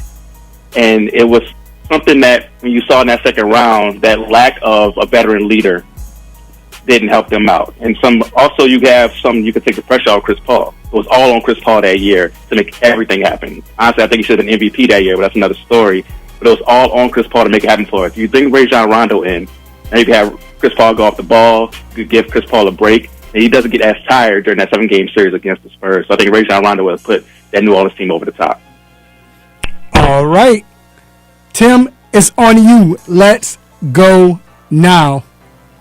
Oh man, it was tough for me to pick, but I'm gonna have to go with that Indiana Pacers team, man. We got Jalen Rose, we got Reggie Miller, we got the Davis boys out there. If you would have gave me, and I believe Mark Jackson might have been the point guard at the time, but if you would have gave me a young Rajon Rondo out there causing havoc out there on the defensive end and being able to break down the offense and give easy buckets to them big Davis boys, to Jalen Rose to be able to free up over there, he had a really, really good series that year too, guarding a lot of great people, and he would have been able to take that pressure off of him and let Rondo do some of that. And then Rondo just as smart as anybody on there, so you put him over there with Larry Bird as the coach, it's going down. They would have been able to get that money. They also went to the finals that year, so they might have even won the finals as well, but they ended up losing to, I believe, a great Kobe Bryant, so that's how that went down. But Rajon Rondo would have really, really, really brought a different kind of aspect to that team, and then it gave them the ability to be more athletic, also gave them the ability to be able to be more as a defensive threat than they already were. Let's go. All right. It's round 3. Even though we said round 2, Tim, that they couldn't reach at least the conference finals. But that's cool. Oh, I'm sorry. That's cool. I That's had cool. the question wrong. I thought it was reach the Eastern Conference. No, they can't. That's cool. Round 3. This could decide it. Tim, you up first. Damian, you follow. All right. I'm going to ask this question twice. Pair any 2 Golden State Warriors from 1990 to 2012 that could win a 2-on-2 NBA tournament. Not named Stephen Curry. You can't name Stephen Curry. And the players can't be from the same team. So I'm going to say it again. Pair any 2 Golden State Warriors from 1990 to 2012 that can win a 2-on-2 NBA tournament, and you can't name Stephen Curry, and the 2 players have to be on different teams. They couldn't have been on the same team. Tim, you have 30 seconds to come up with your answer. Oh man, so y'all killing me with this one. All right, I'm gonna go old school. You ready? Hold on, wait. I'm ready. You ready? All right, let's go now. I'm going to go old school. I'm going Chris Mullin and I'm going Klay Thompson. Chris Mullin going to shoot the lights out. Klay Thompson going to shoot the lights out. Klay going to lock somebody up. Chris Mullin is a bully from the East Coast. He ain't let nobody score on him, so he's going to hit you in the mouth. And he's so crafty. They forget how crafty Chris Mullin is. He's a great ball handler. He's going to be able to make sure that Klay gets some of them open shots, even though they playing 2-on-2. And they just really, really smart basketball players. And Klay Thompson hates to lose. He hates to lose anything that he does. He loves his dog, but he hates to lose. So that's where he's going with that. He's going to make sure they get out there, play a really good game, and then Chris Mullin is going to bring and back it up too, man. I'm going with them. One of the Run TMCs, and then we're going with one of the Splash Brothers. We rock out like that. All right. Damian, it's on you. Let's go now. That's a hell of a 2-man team. Definitely a lot of shooting right there, but I think they lack size. So I'm going to go with a young Chris Webber on my squad, along with Baron Davis from that We Believe roster. Baron Davis that year was unbelievable. Think about a point guard who can just get to the hole whenever he wanted to, shoot the rock. That pick and roll game with him and Chris Webber, what? It would be absolutely nuts. And he had the size to contend with other 2-man duos out there. Chris Webber also, at his size, can pull big men out, dribble, go to the hole, dunk on you. We all remember the dunk he had on Charles Barkley and made a commercial. So both of those guys have the athleticism, the skill, and the size to contend with other two-man groups, along with shooting on the outside. So I think Baron Davis and Chris Webber will really kill it. All right, we need your votes. Ladies and gentlemen, we need your votes. Vote now on whether it's Facebook, YouTube, text me, DM me, let D know, let me know. We need your votes. We need them votes, baby. We need them votes. So, talk to the contestants real quick. First, Tim, your first time, man. How do you think you did, man? And how did you like it? Oh, man, I loved it, man. You know, going up against the champ, man. Much respect to the champ, man. I appreciate you, having me as an opponent. But I appreciate you guys having me on the show. But, man, it's fire once you get in this seat, man. It sounds good when you just listening, but once you get in this seat, it's a hot seat out here. So you got to make sure you really paying attention, listen to the questions and all of that good stuff. So it's awesome. I appreciate it, man. I'd love to do it again. Yeah, you got to join the tournament. So that's the real one. That's when you can win some money. All right, and then Damian, man, being back. How'd you feel, man? Did you feel good? You feel rusty? What was it like coming back? Is it just business as usual? I definitely need this warm-up round. I definitely say you want what? to get back in there. Warm-up. Yeah, I definitely need this warm-up round. But it was good, man. It was fun as always. I love this competition. Love the test of the sports knowledge. Tim, you did a great job for your first time. So definitely looking forward to seeing you in the tournament as well. Appreciate that. Thank you. Hey, that BD and that Chris Webber was a good one. Good one, man. All right. All right. So appreciate the contestants. We're going to take a quick break. Remember, we need your votes. And we'll be right back.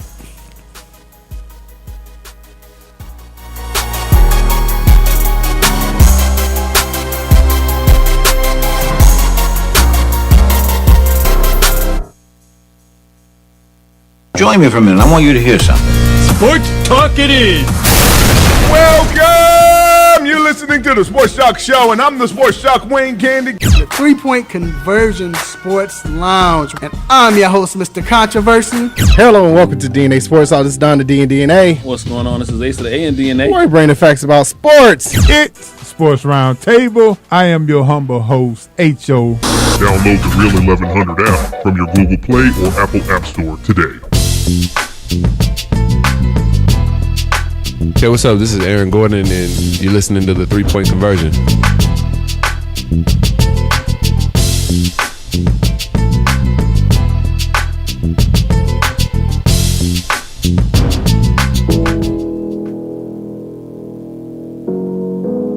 All right, we are back inside the 3-Point Conversion Sports Lounge. Again, I need your votes. Thank you for the votes, ladies and gentlemen, and keep them coming. All right, so we're gonna stick with the basketball theme. Shoot, ain't nothing else going on. I mean, we can talk. First of all, I didn't realize Australia was good like that. As far as I heard, it's a 1%. Yeah, they decent. But because I turned on the game, my father-in-law was like, but they also got a curfew. But the father-in-law was like, yo, the game, the tennis on. Yeah. So I'm like, let me look. Because he was talking about Serena. So let me look. Man, I turned it on. I'm hearing crowds. I'm like, that fake crowd sound real. That's what I was thinking. Then next thing you know, I look at the crowds, mug, no mask, sitting next to. That's when I put that text, that post, like, so they just gonna be chilling with no mask. They get to it. They cool. I didn't know. So them and who I think it's the Netherlands is the other place that, like, man, it's New Zealand. That's who it is. New Zealand. They got it under control. New Zealand. They had like one. They told nobody you can't come. And they only get money off of tourism. So they said, can't nobody come here. Yeah, that's dope. And everyone stay in the house. Yep, that's dope. All right, so let's get to the NBA, man. What team are you most disappointed in this season? Washington Wizards. No, we talked about it earlier. I mean, they weren't good to begin with. But did you expect them to be 6-17? Yes. No, no. Once you get past Westbrook and Beal, they don't have as many. Like Rui Hachimura has been hurt. Brian is out. Bertans he's coming off the bench. Like he's He got $80 million to shoot threes, and watch the rest of his, and not to knock his career, but watch the rest of his career for that $80 million. He is what some people would call a ski mask all-star because he doesn't do anything else but shoot threes. So you got Washington, so the next best player is the guy they just drafted, Avija. Yeah, and I don't even know if he's that good. They say he's good because he can just play in any system. He can just fit in and not, you know what I mean? But like, what we had them at 4th or 5th? Yeah, I thought they y'all did. Yeah, right. I remember. But I just thought, and the reason why just with Russ and Bradley Beal, you should be able to be because we seen. And, I mean, G's right, but at the same time, we seen Russ in the West. Yeah, with less players, get him there. No, Russ had better players in Oklahoma City. Who? He had better players around him as far as like their role and what they could actually do. Oh, not the year with Oladipo. The year he won the MVP? Because that year, all I remember is Steven Adams, Oladipo. Your boy was hurt. Roberson was hurt, and after that, I can't name nobody from that. Terrence Ferguson. He wasn't. He was on the team, but he wasn't playing.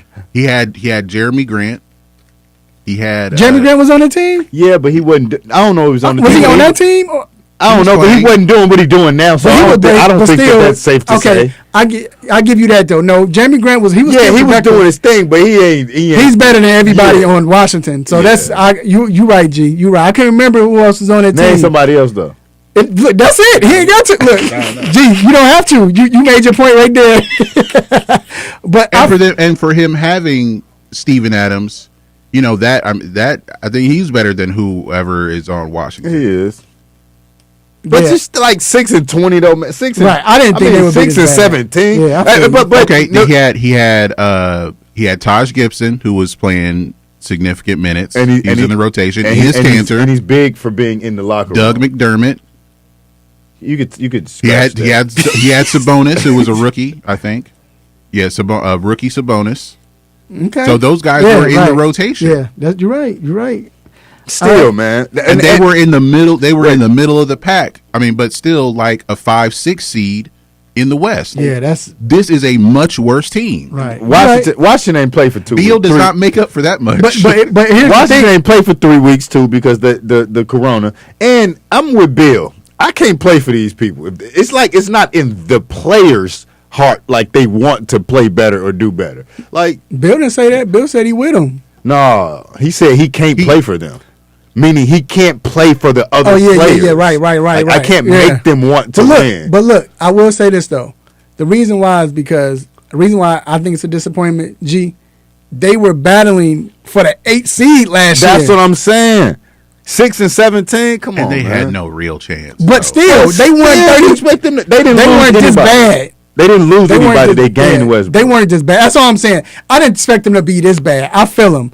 But here's mine. Mine, Toronto Raptors. And they're starting to try to put it together, but they're 12 and 14. Like, I knew they weren't going to be. Remember, they're 7th right now. So I mean, they were going to take a step back. Yeah, but I expected them to be. But a step back, I thought they would be more of. Right now, I thought they would be over 500, like maybe 4 games over 500. Because this was a team that was won 50 games last year, or I don't know if they played enough, but they were the top 3 or 4 teams in the East last year. So I expected them to be better. I think I didn't because everybody else got better, right? Like everybody else added this. And shout out to Mike. He always kept talking about what's his name, Chris Boucher. He still isn't showing up like he's starting to ball now. No, he'll have a good game. And then he'll have 6. It's not consistent. Then he'll have a good game. And then he'll have 3 like 6 points. But you see, I can see the potential. But he's not. And part of it also, I think, like the way that, like Pascal Siakam was an all-star last year, right? But he has a lot of games where he's a volume shooter. Like he's got to get 20 shots up, and he'll have a lot of 7 for 19 type of games. And I watched the games like, man, he's just throwing stuff. Van Vliet, the best player. He has been, and there are some reports, that rumors, they or go whatever. They Kyle. gonna trade Lowry. They want they rumbles in the background. Yeah. They want to get rid of Lowry. But you also another reason I don't think that they're far off from where they should be is because they lost two big pieces of their lineup. They lost Marc Gasol and Serge Ibaka. I think that was big for them, not only defensively but offensively big. Yeah, true. That is true. But that's why I was telling. Never mind. Telling them that they weren't going to beat as good. but I didn't expect. They won the last couple of games. But I think just their experience, right? So what we fail to realize is this is what I be telling people about this whole season.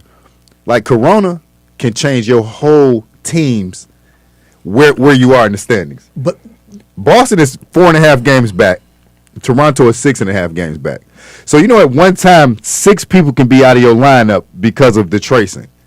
So imagine if Boston did that for 2 weeks. Everybody had to miss 6 games or whatever the case may be. That easily can make Toronto. You know what I mean? Like that's how this season is. But I will say this though, Toronto did move. They're in Tampa or in Florida. Yeah, they can't even. So play it's different. Yeah. So, all right. Any teams you're impressed with, and I'll go or surprised with. My team is the New York Knicks. I think they've been on a downfall, but the last 10 games, but the way they've battled, the defense they play, like who would have thought they would be one of the top defensive teams in the league? Julius Randle's been balling, and you see what, because they don't have much. 4-6 in their last 10. That's not too bad. No, yes it is. That's below 500. At 500 for the Knicks is good. Right, but I'm just saying, but they were balling though. But I'm saying, so that's why they're right now 12 and 15. But it's just the fact that they don't have a lot of good players. Thibodeau, if you don't do nothing else, guess what you're gonna do? Yep, you're gonna play defense. You're gonna play defense. Okay, you could go 3 for 17 if you get out here and play defense. I'll let you. Right. You know what I mean? I'm gonna ask G, do you have a surprise team? Utah. They had the best record in the league, and that is unexpected to me, just because of their roster makeup and how they play. But I look at Donovan Mitchell as a volume shooter, but he's gotten better. He's gotten better with that. Yeah. And I think like having Conley more consistently has helped. Rudy Gobert is doing what he does, but also I think Jordan Clarkson has settled into the 6-man role. Yep. He's the 6th man of the year right now to me, because to be like before then, it's like okay, you're gonna put him in the game. He's gonna put up shots. That's what he's gonna shoot. He's gonna shoot. He'll get you. He'll put up 15 shots in 15 minutes.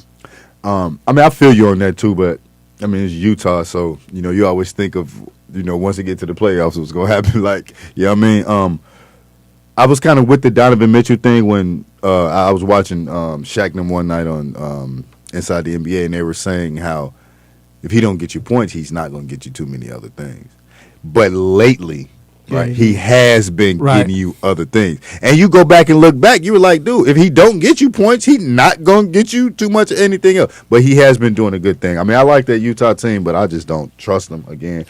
My surprising team, actually, is Portland. The reason I'm going to say Portland is because of the injuries. Right? What do we usually see what happens with Portland when the injuries happen? They fall out. They fall out of contention. They be in the 8th or 9th or 10th seed, right? Dame Lillard and Melo said, no. Gary Trent Jr., no. We gonna hoop. We gonna keep us. Yeah. Their second best player has been gone for what, 10 games now? But that's the key, is that the players we saw last year that in that road, they were all young. Mm-hmm. They're stepping up. And you got a Robert Covington that's been here. That's Rodney Hood is coming back. They're playing well. You kind of have to play those guys because Portland doesn't have. It doesn't seem like they have a lot of depth, or it's always a key player that gets hurt. It's somebody they need, like Nurkic, and now can we even name their other big? Can we name their other big? I'm good. Oh well, Zach Collins, he's been out, so their Right. backup is out. But they've had to start Enes Kanter, and who we know he will That was get a you big points pickup. and Yeah. rebounds. Yeah. He will get And you he's gonna points play and hard. rebounds all day. That's but it. he can't guard anybody. He's not guarding nothing. No, He ain't right. blocking But shots. that's but who he he will. is. He will score. He gonna get you and he will 14 to rebound. 14. He gonna get you 14 to 14. And when he scores, it looks so easy too. So who is the best player so far in the NBA? Who's been the best player this season so far? For me, it's been Joker. I think Embiid has been real good too, right? I don't want to take nothing away from him. That's actually more. I would go more so with him, but the way that Joker commands the game and actually controls the game as a center, and he controls the game better than Jamal Murray. That kind of does it for me. Embiid has kind of been hurt. He's missed a few games with that back injury, so that's kind of done it a little bit. We know what LeBron gonna do, right? It's like that thing that happened with Michael Jordan, right? Think about it. From the point Michael Jordan won his first MVP to 1998, Michael Jordan probably could have won MVP every year. Right. Like seriously, like there's not a doubt in anybody's mind. So we look at LeBron and say, "Oh, he's doing this at year 18." I mean, it's LeBron James. Like, you know what I mean? Like you used to it, and it's a spoiled fact, right? Like we're spoiled to it, we're used to it. But hey, that's part of the game. That comes with greatness, right? So yeah, it's Joker for me. I think I agree. That's what I was going to say. You have someone else? I like Jokic. I like Embiid as well. I look at what the player is doing, and if they're at the top of the Sixers are number one in the East right now, and I think they've started to figure some things out. I think that, but there's still that doubt about Ben Simmons. But I think Joel Embiid has come out to, like he said this last year or maybe the year before, for the team to win, he has to play at an MVP level, and I think he's done that so far. Well, he has. Then he has the right coach. I mean, I've said that that before. That helps. And not just the right coach, right? They don't have 2 5s and a 4 on the floor no more. Yeah, they have the right coach. They have the right players. Yeah. Everything just Tobias makes Harris sense. was hurting playing at the 3 last year. You know what I mean? Like, and forcing Horford being out there as a 4. Like, dude, put Tobias at the 4. Let him run how he plays the 4. Because that's the way the roster is, they need to play up tempo. And not just to play that, fast. they have shooters. So it's like it's traditional. Yeah. Now you have Embiid in the post. You can't double, or if you double, you have this guy. Another team that disappointed me real quick was Dallas. Yeah, I was going to say that too. I was going to say that too. In the chat, Vincent says Zach LaVine. How do you think he's been? Oh, I think he should be an all-star. I think he should be an all-star. Yeah. I really think he should be an all-star. Teams, what, 2-3 games back out of the 8th seed? He should be an all-star. He's balling. Now, y'all don't know. He was being funny talking. That's when we said who's the best player. He was saying just Zach LaVine. Yeah, I mean, I get it, but yeah. But I'm glad he brought that up, though, because I want to get Zach bring his this props. up. So, real quick, it was a debate, and they were saying, just y'all opinion real quickly. They were saying that right now, they were saying, the guy was saying AD, Joker was playing better than AD. And he's like, right now, he'll take Joker over AD. Somebody said, you crazy. Then they're not, there's no way he's not even close. This is what I say. I would take Joker right now. Now, if AD maybe was with a different coach. It just depends on the situation, right? But Joker, his game, it can go anywhere. Again, I know they got Gasol, who's only averaging 3 rebounds a game. You got LeBron, but two. Yeah. When you're 6'11" or you should be 7 feet, and you're only getting 8 rebounds a game, and all the athletic ability in the world, and you have someone who can't jump, who can barely jump over a credit card laying down flat, and he's averaging 11.6. Basketball IQ. Yeah, he's more skilled. He's skilled. Basketball IQ. Yeah. And every time that he get hit, he die on the floor. Yep. Every time that Anthony Davis go down, at least once a game. Right? Let's end it. We can end it right there. When he get hurt, once a game, he gonna get hit some type of way. where they gonna run down court and do a fast break, and he's still gonna be laying. And they got to stop the game and everything.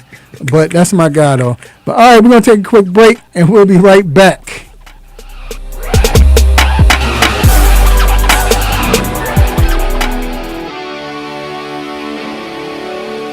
Have a sports injury? Need to see an orthopedic doctor? Ortho Atlanta is one of Metro Atlanta's largest orthopedic and sports medicine practices, providing orthopedic and sports medicine care for the whole family. With 37 physicians and 14 offices, the practice provides the highest level of care for injury of muscles, joints, bones, and spine. Ortho Atlanta offers convenient access to a full range of musculoskeletal surgeons and specialists. Ortho Atlanta also offers on-site physical therapy, pain management care, MRI imaging, and workers' compensation care. The Ortho Atlanta surgery centers in Austell and Fayetteville provide cost-effective, same-day surgical procedures in an accredited outpatient center. Hip, knee, shoulder, back pain? Ortho Atlanta has you covered with specialists in all areas. Same-day appointments, orthopedic care for the whole family. Ortho Atlanta, Atlanta's choice for orthopedic and sports medicine care. Learn more at www.orthoatlanta.com.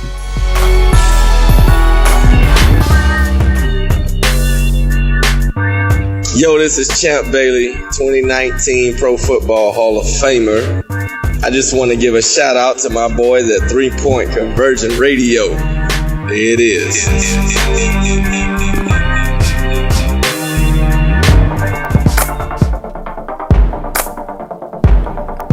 All right, we are back inside the 3 Point Conversion Sports Lounge. Okay, so we talked about it earlier.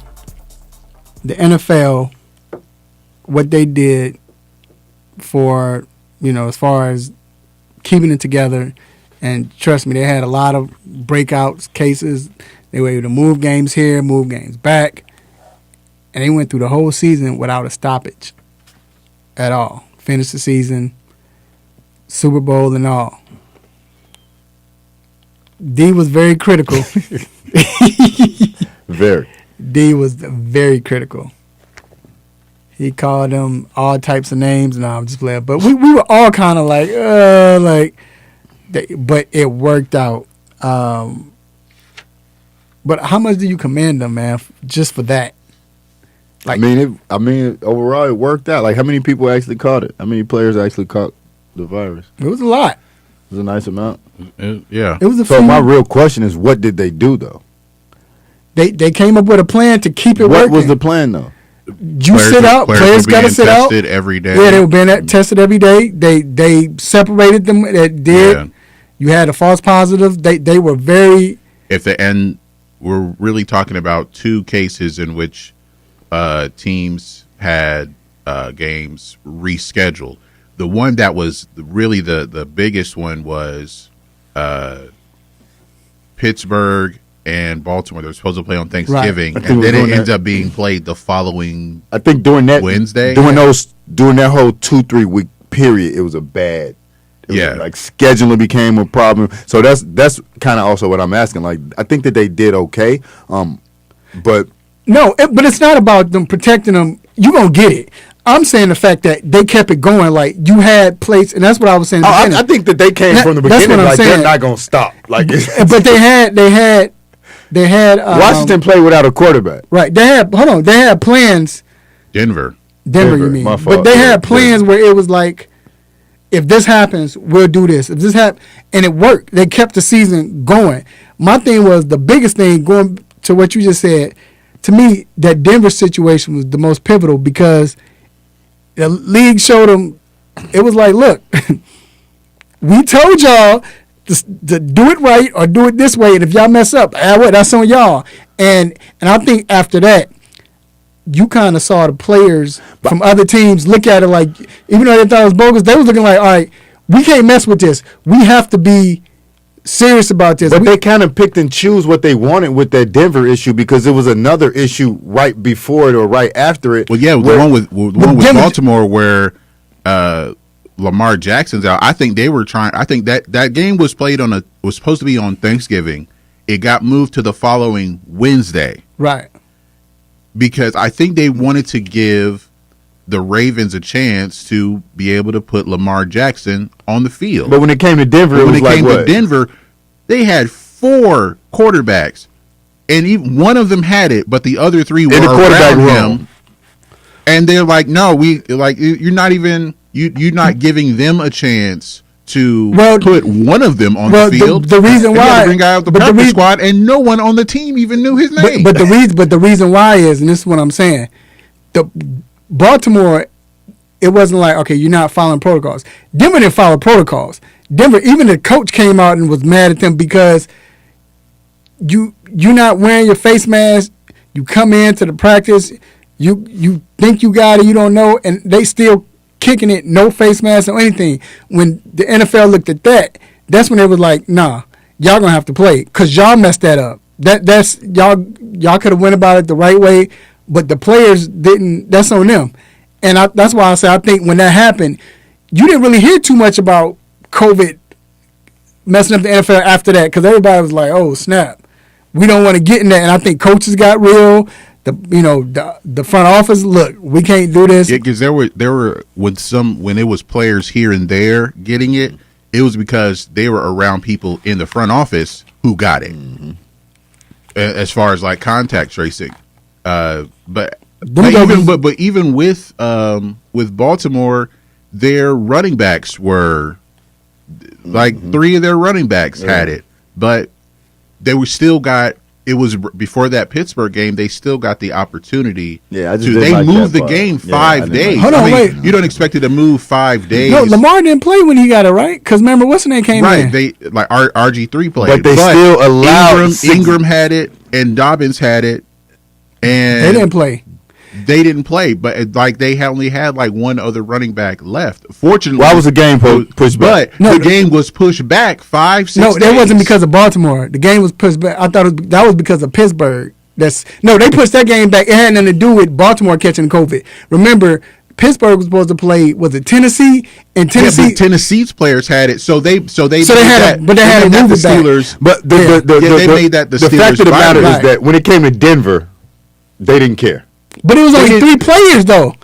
3 players. I mean, 4 players. It was a quarterback. It doesn't matter if it does. Who gonna play quarterback? If you're not doing what you're supposed to do, you don't play. Come on, man. Come on, man. It's the rule. It's the rule. But with that Baltimore game, they moved it back 6 days. No, but they didn't move anything back. But listen, Tennessee, they moved that game back because Tennessee's whole team. It was like, you ask Mike, most of their team caught it. It was a lot of them caught it. Tennessee caught it, but what they got to do with Pittsburgh? You're talking about Pittsburgh playing Tennessee, so they had to move that game back because they couldn't play. You're talking about 2 different instances because with the Tennessee-Pittsburgh game, they just moved that to another week. Right. But with the Baltimore-Pittsburgh game was supposed to be on Thanksgiving. That game was going to be played, but then it got moved back, and then it got moved back, and it got moved back to 6 days later. Because of the Tennessee game. They couldn't play it. They had to move it. The Tennessee-Pittsburgh game was first. Right. So listen what I'm saying, though. So they scheduled that a month before. My point. So when they rescheduled that made them have to reschedule the Pittsburgh-Baltimore game because they moved it on Pittsburgh's the Pittsburgh-Baltimore game was already scheduled for Thanksgiving. It was already scheduled then. Either or. All I'm saying is because of that Tennessee game, it made that Tennessee-Pittsburgh game was not played that week. That was like week 2 or 3. I know that. So what I'm saying is it rescheduled. All I'm saying is it made them reschedule. So they played on the bye week of, I think it was, Mike help me out, but I think it was Pittsburgh bye week. So because of that, Pittsburgh had to have a bye week. They had to have bye week was week 2. So then then that was going to mess up Baltimore's bye week. So they was like, why don't we just move that game? Because the Pittsburgh Baltimore game, it was moved, but I'm saying it wasn't moved because Pittsburgh or Baltimore had COVID. That's what I'm saying. Yes, it was. No, it wasn't. That game was already scheduled for Thanksgiving. That game was already on the schedule. They moved that back. That had nothing to do with Tennessee. Somebody look it up, and we can look it up. You can look it up, Jay, if you can. If you can look and see why they did it. But either or, the fact that Denver, they messed up because the fact that they weren't following protocols. And like the quarterback, when one quarterback got it, He was over there. They giving high five. They doing the so regardless to that, right? Where quarterbacks going to be together? They're going to be in a quarterback room usually together, right? So if one quarterback got it, regardless to him mask or anything, they wasn't going to play anyway because we together all the time anyway. But they didn't have their mask on, and because they didn't have their mask on, contract tracing is what? Even if you have your mask on, you were around, and you're going to be you're popped because you're around somebody that had COVID. That's what contract tracing does. But if that even if you have your mask on or whatever the case may be, contract tracing is you. But if that's the case, then none of them teams would have played because they're all around each other. But that's what they're going by. If you have your mask on and we find out you got get away. Well, I feel like Denver's quarterbacks didn't have. They didn't have their mask on, and that messed them up. They knew he had it. Yeah, they knew he had it, so that was the punishment with Denver, and that's why they were like. Because I asked them when I was on a meeting, I asked my guy who's over the NFLPA. Why did y'all play Denver? Why did Denver quarterbacks not play? It's not, and he said that they didn't follow protocol, so that's on them. That's weak though. Like, how's it weak? I agree. You agree? I agree with that. Well, I mean, I think there was inconsistencies. That's what I'm saying. Like that. Come on, man. Because if they move that Ravens Steelers game back, if it was supposed to be on Thursday, you don't play it till the next Wednesday. And they rescheduled it twice because it was going to be on Monday night. Then they changed it to Tuesday night. Now it's Wednesday night. But with Denver, it's like, no, y'all playing the game's supposed to be at 4:00. Y'all playing at 4:00. I don't care who y'all got to put at quarterback. Because they could have gave them 2 days, 3 days to get a practice squad because like anything. It's contract tracing for those other 3 guys, and if they're good, because everyone's getting tested every day. If they're good, or they would see like, okay, he has it now, right. So if they could have moved it, but it wouldn't have been a great matchup. And I just think it's a conspiracy anyway to get an easy win for Taysom Hill because they were playing the Saints. Like he was starting. So make it an easy win for Taysom Hill to make this whole Taysom Hill thing happen.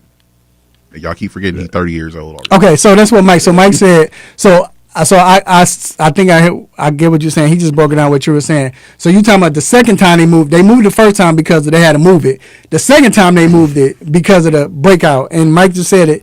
Baltimore broke out, like their whole team. Yeah, that, like all Denver, almost all their running backs. Denver didn't break out. It was just those quarterbacks. It was all their quarterbacks.